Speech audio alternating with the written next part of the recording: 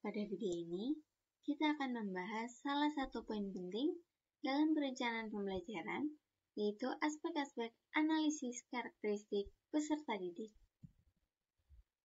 Seperti yang telah kita ketahui bersama, bahwa setiap peserta didik memiliki karakteristik yang berbeda.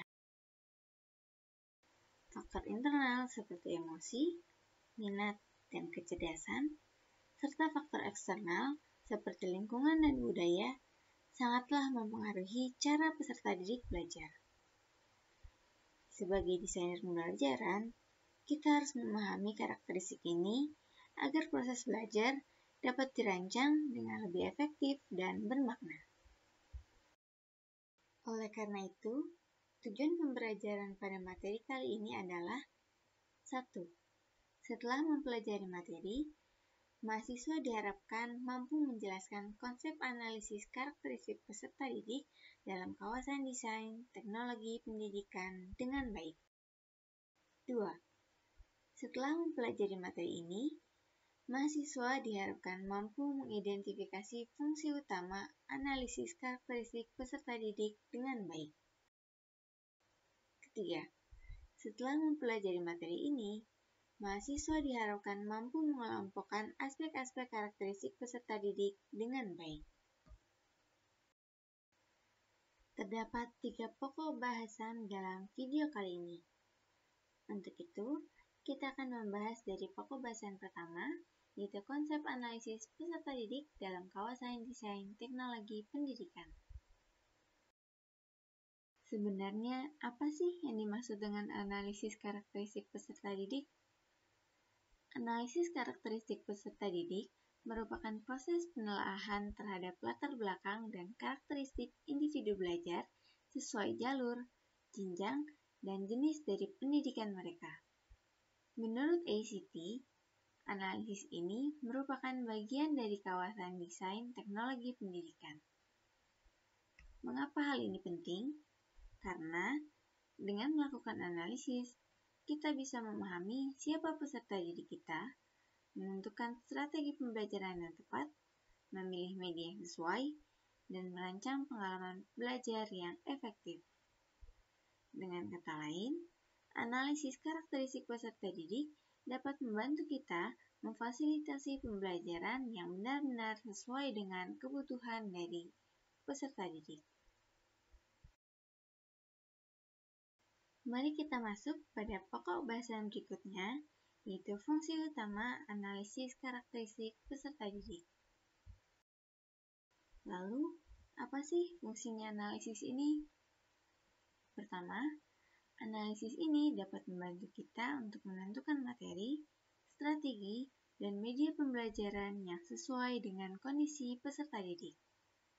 Kedua, analisis ini juga memungkinkan kita untuk menyusun evaluasi yang tepat sehingga hasil belajar benar-benar mencerminkan kemampuan dari peserta didik.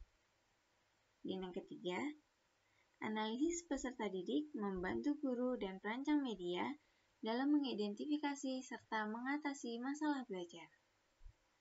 Semua fungsi ini dilakukan di awal proses desain pembelajaran sebagai kunci untuk menciptakan pembelajaran yang efisien, relevan, dan bermakna. Sekarang, kita masuk pada aspek utama yang perlu diperhatikan dalam menganalisis karakteristik peserta didik. Terdapat 5 aspek penting yang akan kita bahas, oleh karena itu, mari kita bahas satu persatu. Aspek yang pertama adalah usia. Usia sangat mempengaruhi perkembangan fisik, kognitif, maupun sosial emosional peserta didik. Menurut teori perkembangan kognitif dari Piaget, ada 4 tahapan utama, yaitu sensorimotorik, praoperasional, operasional konkret, dan operasional formal. Dengan memahami 4 tahapan ini, kita bisa merancang pembelajaran yang sesuai dengan tingkat perkembangan mereka. Aspek kedua adalah peserta didik berkebutuhan khusus. Aspek ini termasuk dalam peserta didik yang memiliki gangguan fisik, mental, sosial, atau emosional seperti tunanetra, tunarungu, tunadaksa, tunagrahita, slow learner, anak berbakat, hingga gangguan komunikasi. Sebagai desainer pembelajaran, kita harus mampu menciptakan desain yang inklusif agar semua peserta didik mendapat kesempatan belajar yang sama. Aspek berikutnya adalah gaya belajar. Menurut Deporter dan Hernaki, ada 3 gaya belajar yang dominan dimiliki oleh peserta didik. Yang pertama, visual, yaitu belajar dengan melihat. Yang kedua, auditorial, yaitu belajar dengan mendengar. Yang ketiga, kinestetik, yaitu belajar dengan bergerak atau menyentuh. Dengan memahami gaya belajar peserta didik, akan membantu kita dalam memilih metode dan media yang tepat. Aspek berikutnya adalah kecerdasan jamak. Menurut Howard Gardner, ada 8 tip kecerdasan, yaitu kecerdasan linguistik, kecerdasan spasial, kecerdasan musikal, kecerdasan naturalis, kecerdasan matematis logis,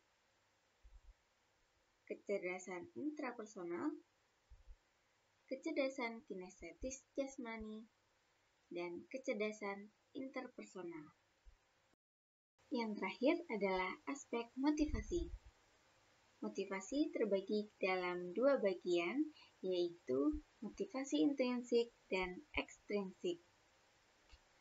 Motivasi intrinsik merupakan motivasi yang berasal dari dalam diri seseorang, yang mana menyebabkan orang bertindak dengan cara tertentu karena tindakan itu membawa kepuasan atau kesenangan pribadi. Sedangkan motivasi ekstrinsik berasal dari luar diri seseorang. Ini ditandai oleh individu yang bertindak untuk mendapatkan reward yang berasal dari luar tindakan atau kegiatan itu sendiri. Setelah mempelajari materi, yuk kita kerjakan soal berikut ini.